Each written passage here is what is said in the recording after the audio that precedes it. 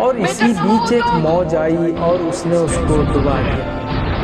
حضرت نوح علیہ السلام کو اس کے ڈوبنے پر بڑی دیا آئی۔ اللہ تعالیٰ سے عرض کی کہ یہ بیٹا اپنوں میں سے ہے، اور اے اللہ تو نے تو اپنوں کو بچانے کا وعدہ فرمایا تھا، امید ہے کہ تو اپنا وعدہ پورا کرے گا۔ اللہ کی طرف سے آواز آئی، اپنا وہ ہے جو بھلے کام والا ہے، برے کام والا اپنا نہیں ہوتا ہے۔ پھر 40 دن تک طوفان کا یہ پانی دھرتی کو پانی میں ڈباتا رہا۔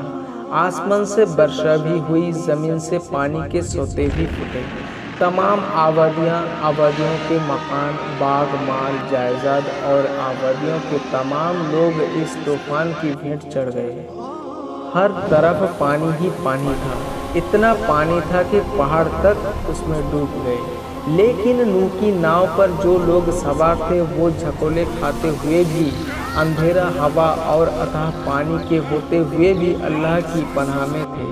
اللہ تعالیٰ نے انہیں ڈوبنے سے بچا لیا تھا۔ پھر طوفان کے ختم ہونے کا حکم ہو گیا۔ کہا گیا، اے زمین اپنے پانی کو تھام، اے آسمان اب پانی کا کام نہیں۔ جب ناؤ سے اترنے کا وقت قریب آیا تو حضرت نوح علیہ السلام نے کوے کو فرمایا کہ جلدی پانی کا حال معلوم کر کے اعلان کرے، ایسا نہ ہو کہ کہیں جا کر ٹھہر جائے۔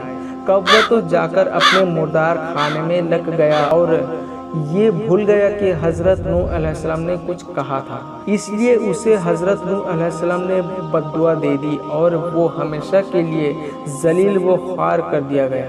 اپنی نافرمانی کی وجہ سے مردار خانہ اس کے قسمت میں لکھ دیا گیا۔ پھر کبوتر کو حکم دیا کہ وہ پتہ لگائے۔ وہ زیتون کے پتوں کو چونچ میں لے کر واپس آیا۔ پتوں ہی کی بنیاد پر حضرت نوح علیہ السلام نے یہ اندازہ لگایا کہ پانی اب کافی کھسک گیا ہے اور اب پیڑ کے سر پانی سے ظاہر ہو گیا ہے۔ اس خبر سے دل کا غم اور رنج دور ہوا۔ اب تو کبوتر کے ذمے یہ کام کر دیا گیا کہ وہی جائے اور یہ خبر لائے کہ پانی اب کس حد تک گھٹا۔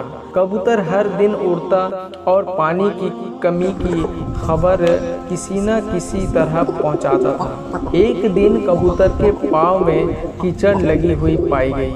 یہ اس بات کا ثبوت تھا کہ زمین پر سے پانی بالکل ہی کھسک گیا ہے۔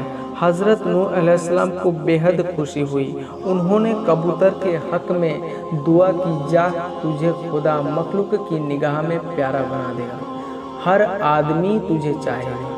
تفسیر لکھنے والے کہتے ہیں کہ حق تعالیٰ نے حکم دیا کہ میں ایک پہاڑی پر ناؤ کو ٹھہراؤں گا اور تمام ناؤ والوں کو اس پہاڑ پر اتار دوں گا۔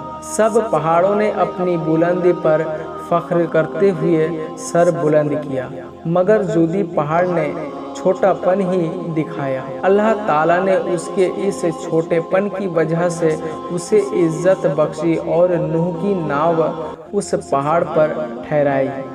پھر اسی پہاڑ کے نیچے تمام لوگ اترے، وہاں ایک گاؤں آباد کیا۔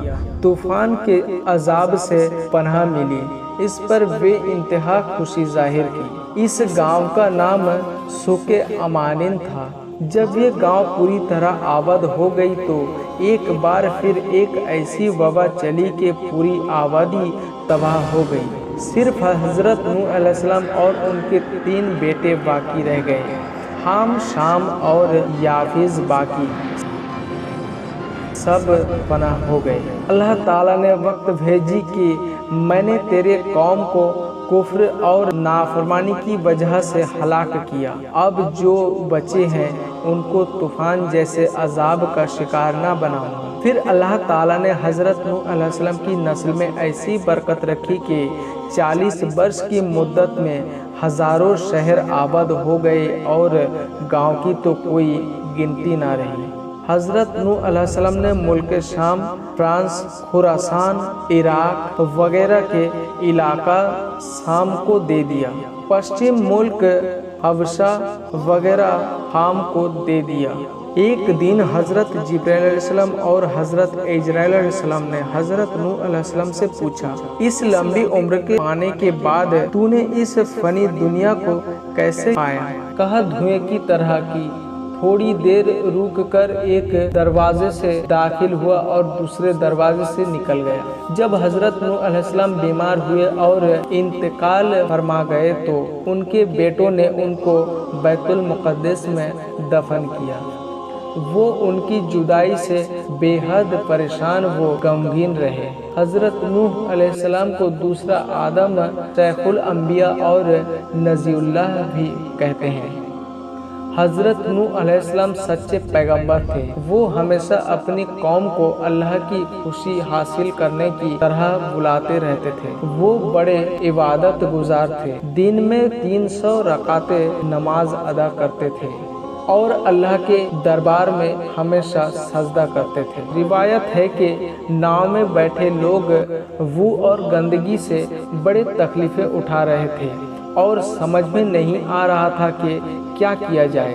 हज़रत नूह अलैहिस्सलाम ने अल्लाह से दुआ की और इस मुसीबत को दूर करने की दरख्वास्त की। हुक्म हुआ कि तुम अपना हाथ हाथी के पीठ पर धरो और हमारी कुदरत का इंतज़ार करो। हज़रत नूह अलैहिस्सलाम ने हाथी के पीठ में हाथ फेरते ही एक स्वर यानी खंजीर का जन्म हुआ। उसने सब नजासतें खाकर गंदगी फजा को बेहतर बना दिया। उस वक्त चूहे भी बहुत हो गए थे और उनकी तकलीफ से परेशान हो गए थे। यूं ही हजरत नूह अलैहिस्सलाम ने रब के हुक्म से शेर के माथे पर हाथ डाला। अल्लाह की कुदरत से बिल्ली निकली और उसने सबको मुंह का निवाला बना लिया। जब हजरत नूह अलैहिस्सलाम ने काफ़ी दुनिया से विदाई ली, एक मुद्दत के बाद लोगों में फिर गुमराही पैदा हुई, अकीदे खराब हो गए। अल्लाह ताला ने फिर हजरत हुद अलैहिस्सलाम को पैगंबर बनाकर भेजा।